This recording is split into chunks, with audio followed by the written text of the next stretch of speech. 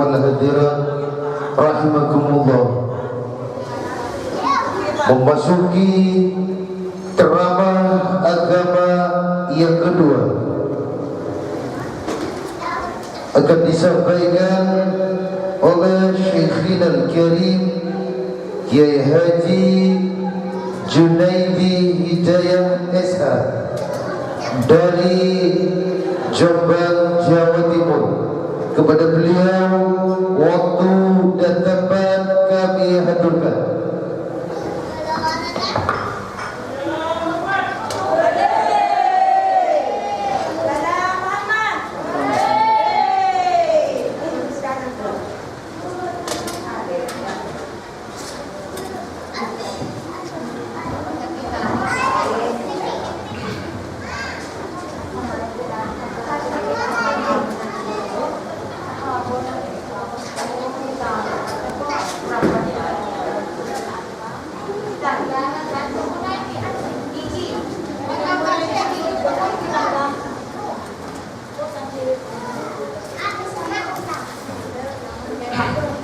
Assalamualaikum warahmatullahi wabarakatuh.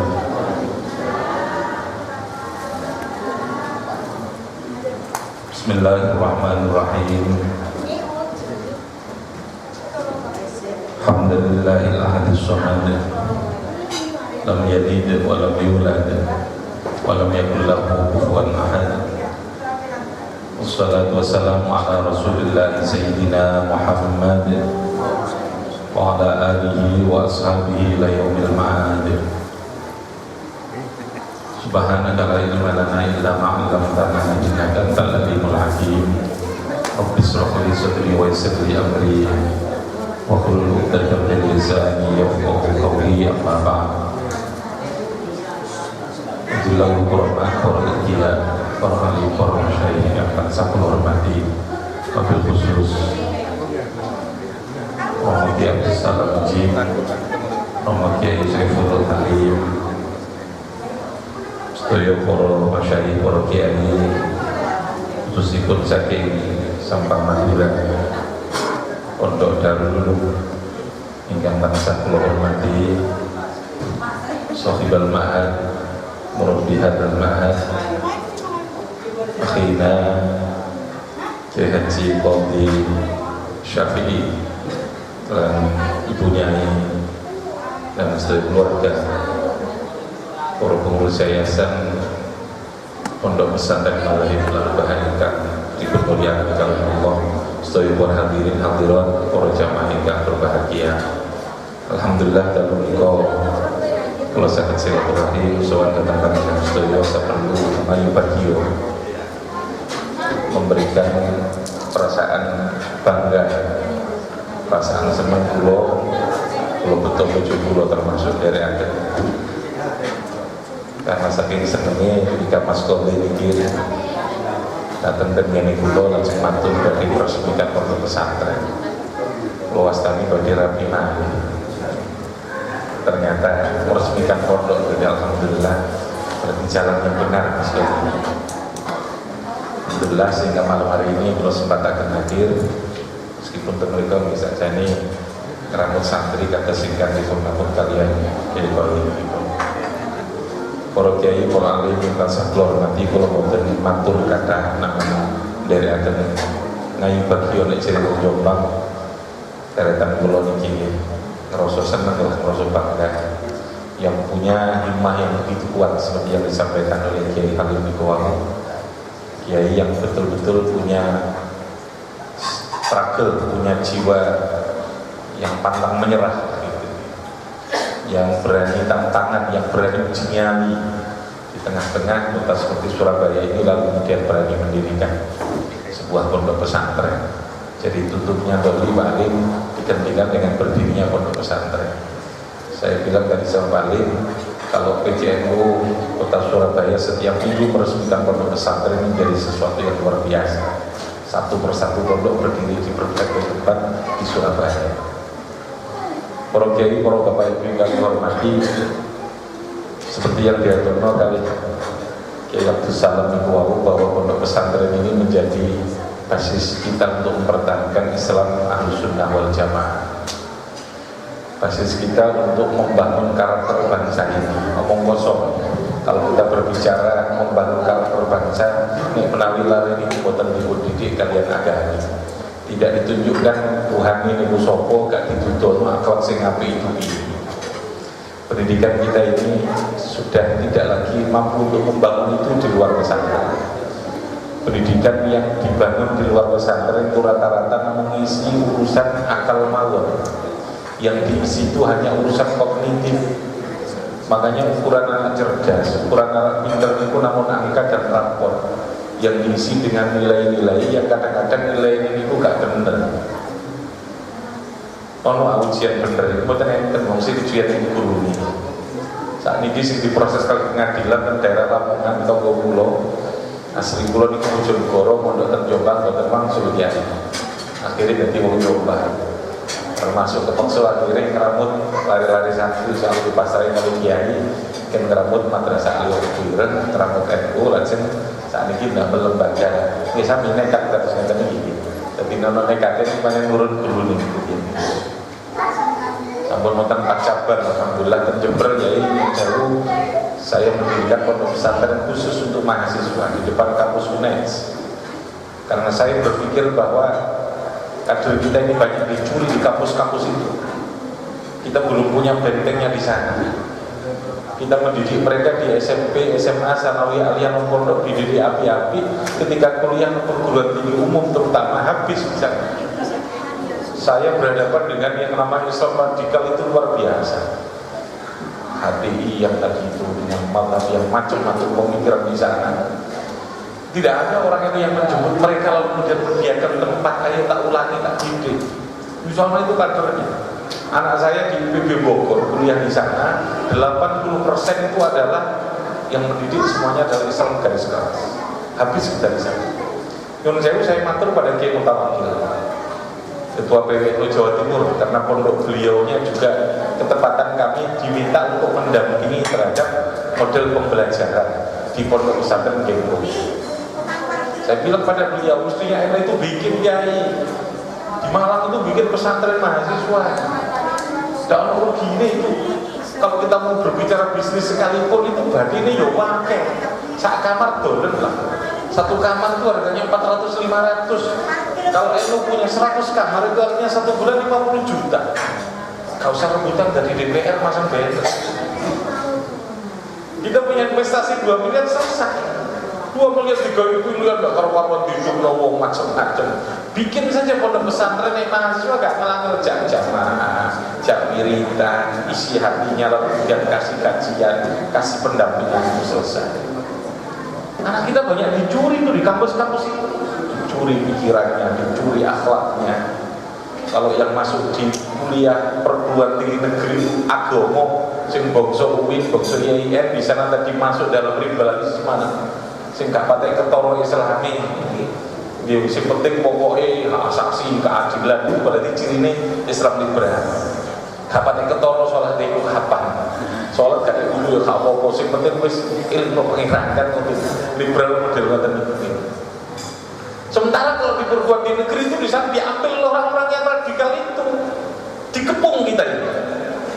Makanya pondok pesantren kalau saya bilang tuntaskan itu, dan yang menuntaskan harus Nahdlatul Ulama, orang-orang yang punya duit itu kerahkan bikin pondok-pondok pesantren di tempat-tempat perguruan tinggi negeri yang baik.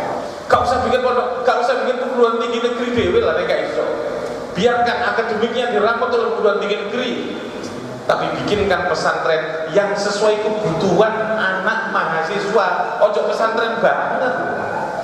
Nah, arep kuliah kemudian di model pesantren kayak ngeten iki Mas Doti juga kerasa. Sak kamar di sini arek 20, terus kok sak ulan wis mulai budiken. Karena mulai budiken itu berarti mulai ilmu ini masuk itu berarti jarene. Min syuruti sihhat santri itu termasuk budiken itu jare alasannya soalnya kadung budiken gitu. Kita harus membentengi itu. Moral kita ini dicuri sekarang. Pendidikan kita sudah seperti itu, yang terlalu kognitif banget. Tidak lagi berbicara persoalan akhlak. Kecerdasannya diukur dari angka, dari rapot. Sementara arah itu sholat atau gak diurus. Sementara apakah mampu birrul walidain nggak pernah dipertanyakan. Pendidikan kita hanya mempertanyakan awakmu iso kerja apa gak, duwe skill apa tidak. Tapi dia tidak pernah dipertanyakan oleh pangeran roh apa ndak. Dan itu yang hanya bisa melakukan itu adalah pondok pesantren. Pramila Bapak Ibu jenengan kudu berbangga nek ana wong model nekat kaya Kiai Qadir niki berarti sudah mewakafkan dirinya untuk kepentingan pendidikan agama, berarti untuk menyelamatkan putra-putra jenengan, putu-putu jenengan. Sekolah yang membuatan Jawa, sekolah umum silahkan. Tapi sore sampean obrahin aku sampean dampingi terno mriki. Kiai Qadir kula tunggoni putu kula investasi niku Bu. Kalau seorang anak sudah satu kadung salah kaprah, wis arek wis kadung salah jalan, wis kena yang namanya pergaulan sing gak bener dan itu angele luar biasa. Apa yang diharapkan orang tua kalau sudah meninggal? Bukan kekayaan seorang anak, yang kekayaan itu tidak digunakan untuk agama. Bukan jabatan, yang jabatan itu gak ada manfaatnya namanya agama. Yang dibutuhkan orang tua ketika nanti itu apa? Al-istighfaru lahuma wad-du'a'u lahuma wa infadu ahdihima ba'da mautihima. Yang dibutuhkan adalah istighfare anake, dongane putrane, tahlile putrane, bacaan selawate putrane. Kau ono Pak ngoten iku teng sekolah Jowo nek gak pondok pesantren. Ndok Jowo ini ukuran cerdas ya itu tadi. Pondok apa? Cerdas adalah kemampuan menyelesaikan masalah kehidupan ini maupun masalah di akhirat nanti. Kecerdasan itu hindari problem. Kecerdasan itu adalah kemampuan untuk mengatasi masalah. No pondok itu sudah dididik bantingannya tahan bantingan lah gitu. Nah saat ini mawon pondok-pondok listrik macam-macam gitu. Biar zaman kalau modok tebir masuk itu dari ya tak sing ngangge diesel. Jadi nek sore jam 6 setengah 6 wis mulai mari guru besar niku baru dieselnya dibuat uripi. Makin jam setengah 10 dipatahi. Sudah minal dhuluma ilan nur, minan nuri ilan dhuluma. Pokoknya model ngoten tok. Nek wis bengi niku kantun kangge ublik niku nek kepengin belajar di ublike sing dipun paringi senter titik lan kemudian kitabe sing mlaku. Ngono iku biyen dadi orang hebat. Orang hebat seperti itu lahir dari bantingan seperti ini. Saiki gak ono orang yang tahan bantingan itu. Nopo biyen dilatih mereka untuk bagaimana mengatasi segala persoalan. Kepengin mangan gak ono langsung sing dipani. Tapi harus masak dulu kudu blonjo dhisik. Katanya sebelumnya wis masak katanya mau dipek karo koncone. Niku enten. Ya sering mboten enten tok. Mun jenengan pondok ya. Gunane kan mriku. Justru disitulah tahan bantingan. Sehingga kita mampu menghadapi kehidupan ini luar biasa. Pramila nek kados sing didhawuhna karo Pak Yusuf Mansur nggih. Yusuf Mansur tengene televisi itu. Ini YouTube ini kok ketingali. Suatu saat ketika anaknya lalu kemudian dia tidak masuk sekolah. Karena apa alasannya? Karena adiknya itu sakit. Bilang pada ibunya, Bu, saya tidak bisa masuk sekolah karena adik sakit. Saya akan menjaga anak saya. Kata ibunya, apa bilang ibunya? Karena ibunya mungkin memahami sekolah lebih penting. Kata ibunya, Jo, nak, kamu berangkat saja sekolah. Biarkan adikmu, saya yang menjaga. Ketika itu Pak Yusuf Mansur bilang, biarkan. Ini sesuatu yang tidak mungkin pernah terjadi di sekolah. Seorang anak yang punya kemampuan untuk empati dan punya peduli kepada adiknya, biarkan dia tidak masuk sekolah, bangun dia kepeduliannya. Saiki modelnya tadi gimana buatan enten.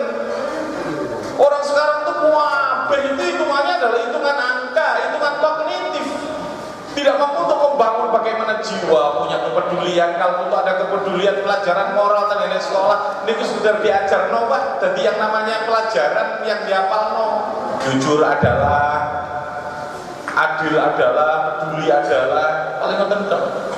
Padahal urusan akhlak itu urusan at-ta'wid, pembiasaan.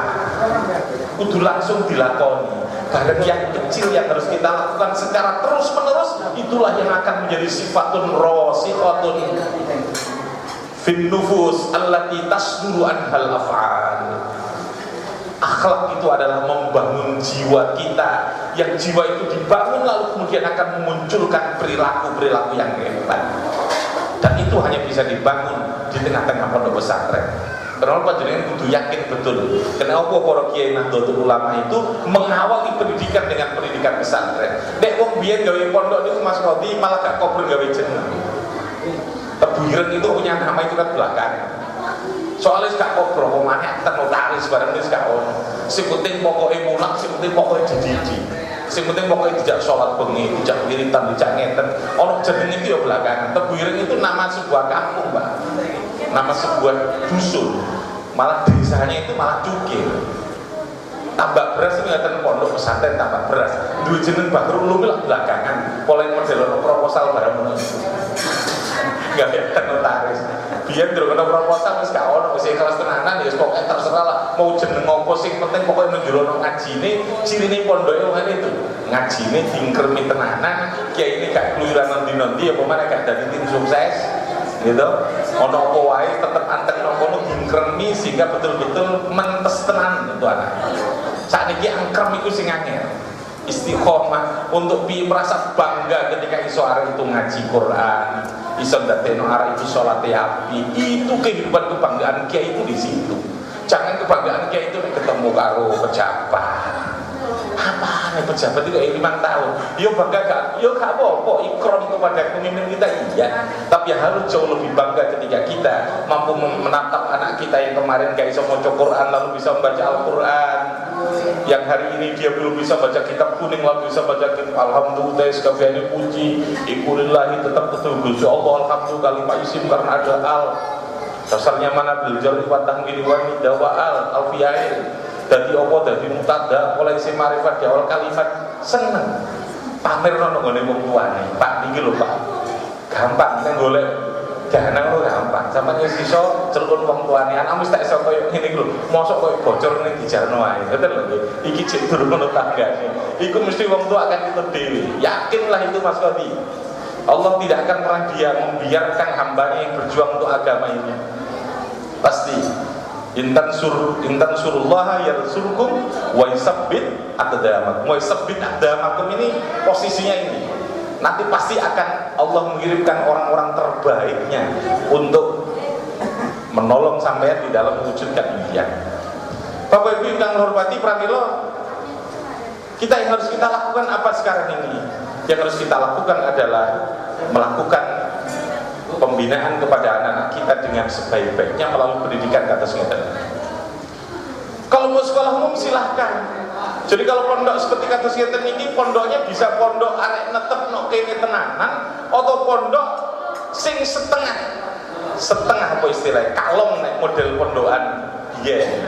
Jadi mulai maam wangsul mungkin matem sekolah dugi mriki malih datang ke sini nginep teng mriki esuk mari ngaji mulai adus nomah maam nomah. Jadi kalau biaya itu terlalu sulit maka bisa disiasati. Yang penting hakikat ngaji itu kena. Nek biyen mungkin dunia karena belum ada tempatnya langsung pulang sore hari. Maka sekarang bisa diprogram Mas Kodi, Kiai Kodi panjenengan bisa mendidik anak-anak itu jauh lebih karena sudah ada tempatnya. Apa maneh kok sampai lantai 3 sudah selesai. Isu amotara akeh. Jadi pondok tidak harus dengan definisi yang itu netep ono masjid ono ini tidak harus kalau tidak mampu. Yang penting substansi pesantren apa pesantren ono ngaji kitab kuning ono kiai ini ono ibadah itu meriku. Ada pendidikan moral, ada pendidikan akhlak. Syukur kalau bisa mendampingi ada guru umum yang mendampingi kemampuan di bidang umum. Karena umum itu juga diperlukan. Umum itu juga diperlukan. Aja sampai orang Islam gak ngerti lalu kemudian urusan dunia. Karena dunia ini memang diserahkan kepada kita. Sehingga kena apa kok dudu malaikat sing dadi khalifah. Malaikat sempat protes kepada Allah, ya Allah, kenapa kok manusia yang panjenengan jadikan? Kata Allah, malaikat, aku luwih ngerti. Kamu memang nusabbihuka wa nuqaddisulat. Tapi yang saya butuhkan bukan hanya kemampuan bertasbih, bukan hanya kemampuan bertakdis, Tetapi yang saya butuhkan adalah kompetensi wa 'allama Adamal asma. Maka seorang muslim juga harus ngerti tentang ilmu pertanian.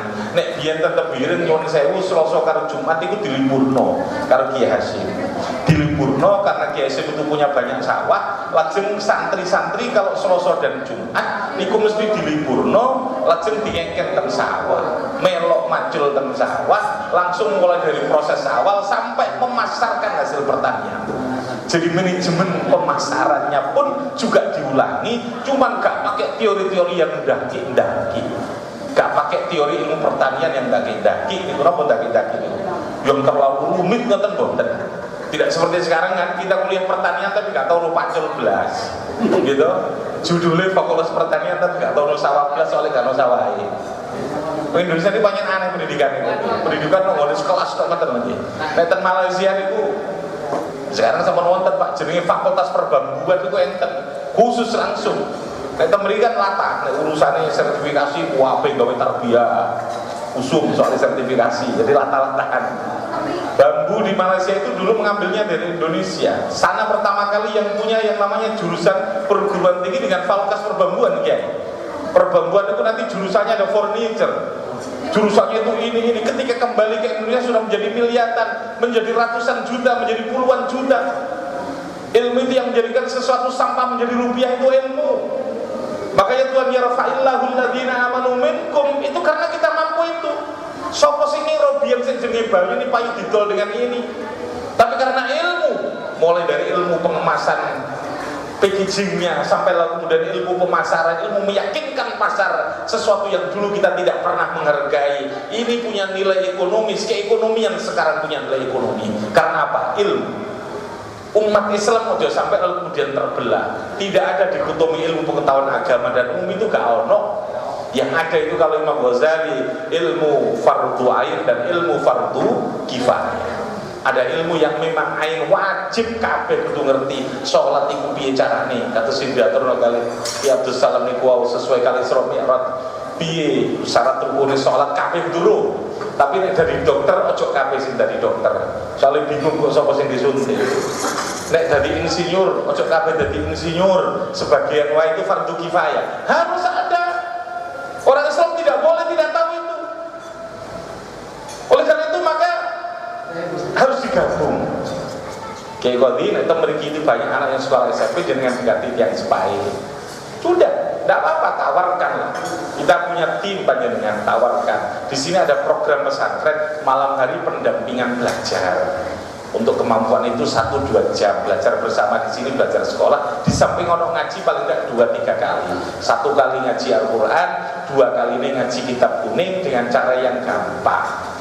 Tadi sudah banyak metode itu. Apa menghafal Quran atau apa terserah. Lan kok iso 1 semester pisan wong tuane diceluk gak usah diomong urusan duit mau sampean dono. Anake iki si sapa? Pamerno, gak usah pidato-pidato. Ning ada pengajian ini gak usah sering-sering. Entekno pesing ngene. Kadang-kadang ae pamerno saja. Di tempat kula yang saya nggih panjang ngoten. Saya kalau akhir sana itu istilah saya haflah akhir sana itu murni adalah betul-betul bentuk pertanggungjawaban publik, kualiti kepada masyarakat, kepada orang tua. Yang saya undang cukup orang tuanya, orang tua dan beberapa orang paling lingkungan sekitar. Kita tunjukkan, jangan sampai sekedar raport tok yang kita tunjukkan. Kita tunjukkan kemampuan ngaji kita, punya bahasanya langsung, orang tua bisa bertanya. Saya pun yang punya pondok juga tidak pidato, cuma dongo tok. Jadi mereka betul-betul dari anak untuk anak presentasi tentang ilmiah, mereka baca kitab kuning bilingual dengan 2 kajian bahasa. Saya ingin kalau keunggulannya orang juga tidak mau. Harus jelas konkret. Ojo sampai ono pondok tapi pondok-pondokan gak ono ngaji, tidak boleh. Karena sekarang banyak sekolah tapi gak ono belajar. Sing belajar gurune tok ngotot, areke doble terus. Ono sing Mas. Sing main hadra itu, sing main Banjari. Sekolah tapi sing ngotot gurune belajar tapi muridnya sing doble. Wakeh. Jadi sekolah tapi tidak ada belajar. Belajar itu kan proses. Sekolah itu institusi, kadang menjadi syai'un akhar, sesuatu yang berbeda. Sama dengan pondok pesantren. Pondok pesantren ada, tapi apakah ada ngaji belum tentu. Mungkin ada ngaji tapi artinya gak nyambung. Berapa yang ngaji itu sing api yang tetap kudu sorokan itu duwono. Tidak bisa ngaji itu model umum, kuabe gebiak yang betul sakit. Karena tingkat kemampuan anak itu berbeda. Pondok pesantren itu cirinya pantang menolak anak. Makanya anak pondok kok kemudian seleksi siswa, seleksi santri itu aslinya gak jiwa pesantren. Karena kullu mauludin yuladu alal fitrah. Semua anak itu pasti punya potensinya masing-masing. Bener no pondok itu ketoknya mungkin lolo, gak patek ngerti, gak patek ranking, tapi mulai kadang-kadang luar biasa. Nek kalau imam tahlil luar biasa, konser tahlil, amanah istighosah luar biasa. Kon ngurusi masjid dia lebih cakang nek jere Madura. Kalau dia mau melakukan sesuatu itu hebat. Karena orang tidak dilihat dari segi kemampuan kognitif dan ilmuwan, kecerdasan sosialnya, kecerdasan leadershipnya. Membentuk pemimpin itu hanya ada di pesantren, tidak ada di luar pesantren itu. Semuanya kognitif. Kiai Qadhi sakit pidato berapi-api bahkan bergeni-geni kok ini wow. Nerangno jenentok mau bergeni-geni. Ku jenentok sing diterangno gitu. Itu karena dulu alumni Tebiring, alumni Buduran sing biasa dilatih pidato. Tangannya kadang pun ngeten tapi isine durung betul. Iku jenenge berapi-api bergeni-geni. Nah pondok kan biasa ngoten. Wah nek pidato wis disiapno kadang lantar pidato wis ngadeg moro-moro lali seperti sorai karo koncone elek tuwek. Ayo mudun iku biasa. Jadi di pesantren supaya menemui gitu. Maka oleh karena itu ini yang kita lakukan itu sekarang ini. Pondok yang kudu sorokan tidak bisa kalau ngaji sorokan itu situ-situ diperhatikan. Makanya kalau saya mengatakan tidak ada anak nakal itu tidak ada. Tidak ada anak bodoh itu tidak ada. Oh kita yakin kullun ya'malu ala syakilati. Pesantren tidak boleh menolak siapapun sepanjang tempatnya ono memungkinkan untuk mengisi orang. Jangan memilih anak siapapun. Karena apa? Setiap anak dilahirkan the masterpiece adalah ciptaan agung Gusti Allah. Sakurang-kurangnya arek secara fisik maupun secara akal pasti dia jauh lebih punya potensi ketimbang makhluknya Allah yang lain. Jenengan yang gak percaya coba sampai pergi ke Semarang dan sekolah yang namanya sekolah inklusi punya Pak Ciptono yang sering masuk dengan Kek Endi itu. Kek Endi sering manggil itu dari sana. Itu di sana anak-anak yang punya masalah, yang difabel, yang punya masalah secara IQ, yang autis. Tapi ternyata di sana produktifnya luar biasa. Yang dalam bahasa agama namanya manfaatnya luar biasa. Sing seger kewarasan ini gitu, rasa isin dulu arek yang punya masalah seperti itu. Orang lari autis itu, masya Allah ketika kita ke sana itu, dia bisa menggambar sekesta wajah itu dalam hitungan menit, Pak. Saya berdiri begini, dia menghitung dalam hitungan 3 menit selesai sekesta wajah saya. Padahal dia dalam keadaan tidak bisa berbicara, tidak bisa mendengar. Gak krungu apa-apa, gak setuli, dia tidak bisa berbicara, tapi dia punya potensi luar biasa untuk menggambar sekesta. Gua anteng lari nih Pak. Nek gak ngono, wah arek luar biasa. Ada yang ngehafal 600 lagu, padahal dia itu autis. Autis ketika sudah ada karu-karuan, nek kita ini pulang ada kayak ngono kan, waduh hari itu gak karu-karuan, gak mungkin lah mau gitu. Kalau tak seilin tetap biar ibu pondok tahfidzul Quran itu sing ngapal Quran itu banyak anak-anak yang punya masalah difabel, ada yang cacat cara fisik, tapi hafal Al-Quran mulianya luar biasa. Karena Allah memuliakan manusia bukan karena fisik. Wong gua andek tapi lu lalu gak duwe apa-apa ya padha wae. Sing gawe tenggane Semarang niku ada batik ciprat, ada yang bikin ini, bagian tusuknya sate ini, wah macam-macam dididik. Ternyata potensinya sangat luar biasa. Kullun ya'malu ala syakilati. Pesantren harus mampu untuk menumbuhkan semangat jiwa kemanusiaan ini. Orang-orang terbuang itu harus diramut karena disitulah letak dari perjuangan kita. Apa maneh arek-arek sing apik jangan sampai dadi elek. Wong anak kita kadang-kadang api-api mlebu sekolah malah dadi telek. Ya. Yun saya bukan karena apa? Karena pendidikan kita yang keliru, tekanannya luar biasa. Ya saya ini lumayan berkenaan UNAS, Jombang Glorin Nyun Sewu, ketua Dewan Pendidikan. Saya ketua Dewan Pendidikan sering berontak tentang ujian negara itu, karena ini saya anggap merupakan bentuk bully, ya, bentuk apa? Bentuk apa? Kekerasan kepada anak melalui pendidikan. Pendidikan kita ini sudah sampai pada tingkat kekerasan. Apa mana sekolah sampai sore? Gak kenal wong tuane, gak apa, gak pernah ada komunikasi. Padahal namanya akhlak itu di meja makan itu akhlak. Akhlak itu di tempat sholat itu akhlak. Di Al-Quran itu akhlak yang ditanamkan itu. Bukan di dalam kurikulum yang RPP macam-macam itu boten Bu. Jenengan bandingi dampingi alek ketika itu akhlak ada di situ semua. Akhlak ada di situ. Pendidikan kita ini sudah sampai pada tingkat kekerasan itu. Bagaimana kita berbicara membangun moralitas? Wong tua gak tahu ketemu, wong tua sibuk kerja. Kadang-kadang saya mikir, boyo pemerintah gawe aturan kerja jam 1 mulai lah. Ditemokno iku mulane karo wedok. Perceraian tingkat sekarang itu justru hampir tiap tahun 30%. Problem utama karena tidak pernah ada komunikasi dan kecurigaan podo pegeli. Substansi masalahnya di sana. Bukan hanya persoalan duit, memakai duit tambah cerai. Kenapa broken home di rumah terjadi? Karena persoalan kehidupan yang sudah tidak normal. Kapan dia harus kailulah, kapan dia harus melakukan komunikasi, kapan dia harus istirahat, itu tidak jelas. Nah, ini yang saya katakan, peran pondok pesantren harus menjadi sesuatu yang sangat luar biasa. Pramila panjenengan sedoyo niki Kiai Qadhi yang sudah nekat pembikin ini, panjenengan berikan dukungan luar biasa lah. Jenengan manfaatno niki, jenengan manfaatno Kiai Qadhi sing gelem wakaf kok ngeten iki boten kathah Pak. Jarang, kadang tak Surabaya paling ketat pinten Pak Kiai ini fungsi model kayak Kiai Qadhi gitu. Boten kathah. Ini termasuk makhluk langka nih. Nggih. Yang punya nekat-nekat kayak iki gitu. Sing akeh niku lak nyambut gawe, sing dipikir golek duit, gawe pondok.